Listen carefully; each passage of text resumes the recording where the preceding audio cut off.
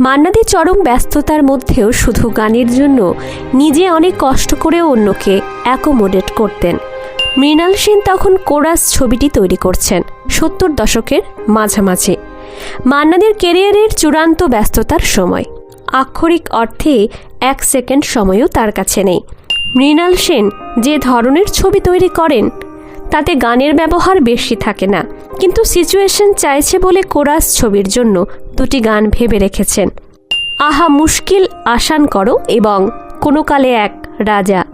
গান দুটো লিখেছেন মোহিত চৌধুরী, সুর করেছেন প্রশান্ত ভট্টাচার্য। সবার ধারণা মান্না দে গাইলেই গান দুটির সঠিক জাস্টিস হয়। মৃণালবাবু মুম্বাইয়ে ফোন করলেন। মান্না দে বললেন কলকাতায় যাচ্ছে, গিয়ে কথা হবে।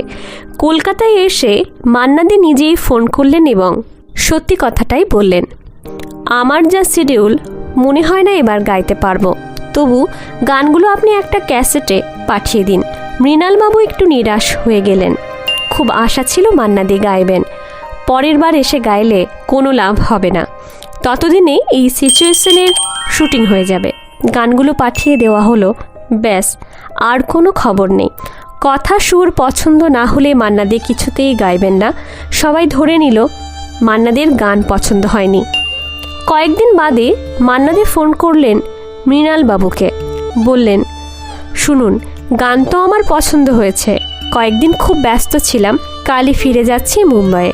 যদি কাল সকাল 7টা নাগাদ রেকর্ডিংয়ের ব্যবস্থা করতে পারেন তবে এয়ারপোর্টে যাওয়ার পথে গানগুলো গিয়ে দিয়ে যেতে পারে। প্রায় অসম্ভব ব্যাপার, একদিনেরও কম সময়ে স্টুডিও বুকিং করা, যোগ্য মিউজিশিয়ানদের পাওয়া, স্টুডিওতে ওই অল্প সময়ের মধ্যে মিউজিক পার্টি তৈরি করে মান্না দেকে দিয়ে গাওয়ানো, অসম্ভব ব্যাপার।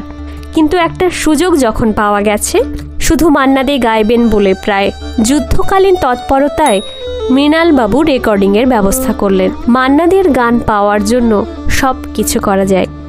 মান্না দেও ভাবতেন শুধু গানের জন্য সব কষ্ট স্বীকার করা যায়।